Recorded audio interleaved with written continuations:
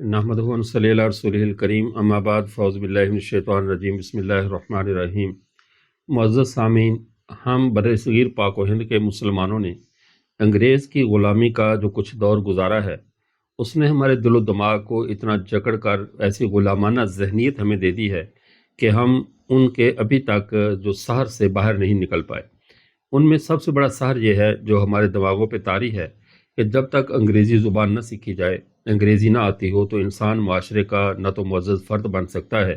نہ وہ اپنی ذات کی بہترین ترجمانی کر سکتا ہے۔ جہاں تک معاملہ ہے دوسری قوموں کی زبانیں سیکھنے کا، یہ بالکل ناجائز اور حرام نہیں ہے بلکہ جائز ہے۔ سنن ترمذی میں حدیث مبارکہ موجود ہے، آپ صلی اللہ علیہ وسلم نے حضرت زید بن ثابت رضی اللہ تعالیٰ عنہ کو حکم دیا تھا کہ یہودیوں کی جو اس دور کی زبان سریانی ہے اس کو آپ سیکھو، تاکہ میرے ساتھ جب وہ خط و کتابت کرتے ہیں تو میرا جو اظہار ہے، میں جو کہنا چاہتا ہوں اس کو احسن انداز سے آپ بیان کریں، تاکہ ہمیں یہودیوں کا ترجمان ساتھ نہ رکھنا پڑے۔ اور وہ حضرت زید بن ثابت رضی اللہ تعالیٰ کہتے ہیں میں 10-15 دن کے اندر اندر ان کی مکمل زبان سیکھ کر آ گیا، حتیٰ کہ ان کے خطوط میں آپ صلی اللہ علیہ وسلم کو ٹرانسلیشن کیا کرتا تھا، آپ کے سامنے پڑھا کرتا تھا، اور آپ صلی اللہ علیہ وسلم کا خط ان کی زبان میں ٹرانسلیٹ کر کے لکھا کرتا تھا۔ یہاں تک تو معاملہ سمجھ میں آتا ہے، لیکن ہمارے دماغوں میں پوری دنیا میں صرف ایک ہی زبان ہمیں ترقی کی راہ نظر آتی ہے، اور وہ انگریزی زبان ہے۔ حالانکہ انگریزوں سے ہمیں آزاد ہوئے بظاہر کافی عرصہ ہو چکا ہے، لیکن ہم چونکہ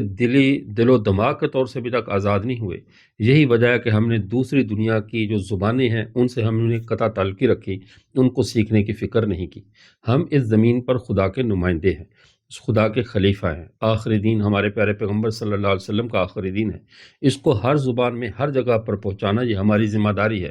اس لیے جو باصلاحیت افراد ہیں، اپنے باصلاحیت بچے ہیں، ان کو ضرور ایسے سکولوں میں، ایسے اداروں میں تعلیم دلوائی جائے جو پوری دنیا میں جو بولی جانے والی زبانیں ہیں ان کے اندر وہ اپنی تعلیم حاصل کرے، ان زبانوں میں مہارت حاصل کرے۔ زبان کا سیکھنا اور چیز ہے، اور اس زبان والوں کی تہذیب کو اپنانا اور چیز ہے۔ تو اوروں کی تہذیب نہ اپنائی جائے، اور صرف انگریزی ہی دنیا میں اظہار معافی ضمیر کے لیے کافی نہیں ہے، بلکہ ہماری اپنی زبان، اپنا جو ہمارے جو خیالات ہیں، ہمارے جو جذبات ہیں، اس کو ہم اپنی قومی زبان میں احسن طریقے سے ادا کر سکتے ہیں۔ لیکن ایسا ہمارے اوپر بھوت طاری ہے کہ ایک دفعہ کا واقعہ ہے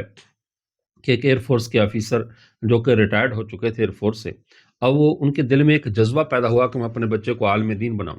اور وہ ہمارے پاس آ کر کہنے لگا کہ مجھے ایک ایسا ادارہ بتائیں، ایسا جو نظام بتائیں، درس نظامی میں اپنے بچے کو کروانا چاہتا ہوں جس میں مکمل تعلیم انگریزی میں ہو۔ میں نے کہا مکمل تعلیم تو کسی بھی مدرسے میں انگریزی کی نہیں ہوتی، انگریزی زبان سکھائی جاتی ہے، تو یہ ضروری ہے۔ کہنے لگا کہ نہیں، درس نظامی مکمل قرآن و حدیث سمیت مکمل انگریزی میں ہو۔ میں نے کہا آپ دین محمد عربی صلی اللہ علیہ وسلم کا پڑھانا چاہتے ہیں اور پڑھانا انگریزوں کی زبان میں انگریزی میں چاہتے ہیں، تو جب رسول اللہ عربی ہیں تو ہم قرآن انگریزی میں اس کو کیسے یاد کروائیں، حدیث کیسے انگریزی میں یاد کروائیں؟ ہاں، اس کی ٹرانسلیشن، اس کا ترجمہ وہ یاد کرنا اور بات ہے، لیکن دماغوں میں انگریزی کی اتنی معروبیت چھا چکی ہے کہ ہمیں نہ تو کوئی اور زبان کا فائدہ نظر آتا ہے، نہ کسی اور زبان کی طرف ہم جانا چاہتے ہیں۔ اس لیے مسلمانوں کو اس موضوع پہ پہلو پہ توجہ دینی چاہیے کہ دوسری قوموں کی، جیسے ڈچ زبان ہے، ازبک ہے، تاجک ہے، رشین زبان ہے، دوسرے ملکوں کی زبانوں کو بھی سیکھنا چاہیے۔ اور ہمارا بہت بڑا علمی ذخیرہ فارسی اور عربی زبان کے اندر ہے۔ پہلے ہلاکو خان اور چنگیز خان اور ایسے لوگ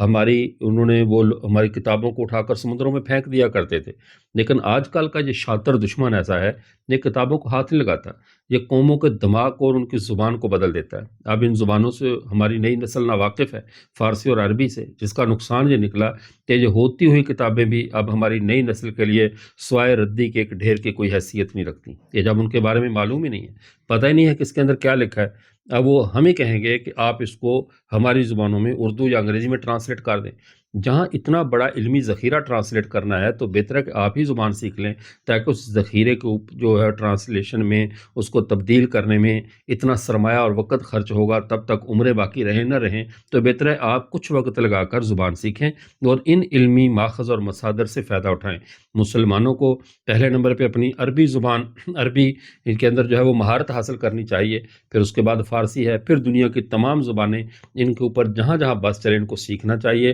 زبانیں سیکھنا ممنوع نہیں ہے، لیکن تہذیب اپنی رہے، شرافت اور قومی وجاہت اپنی باقی رہے، دوسری قوموں کی نکالی نہ کی جائے، تو زبانیں سیکھنا باعث خیر ہوگا۔ لیکن اگر زبان کی آڑ میں دوسرے مذاہب کی تمام گندی اور بدبودار تہذیبیں ساتھ اختیار کرنی ہیں تو ایسی زبان کے سیکھنے سے اللہ ہمیں محفوظ فرمائے۔ وآخر دعوانا الحمدللہ رب العالمین۔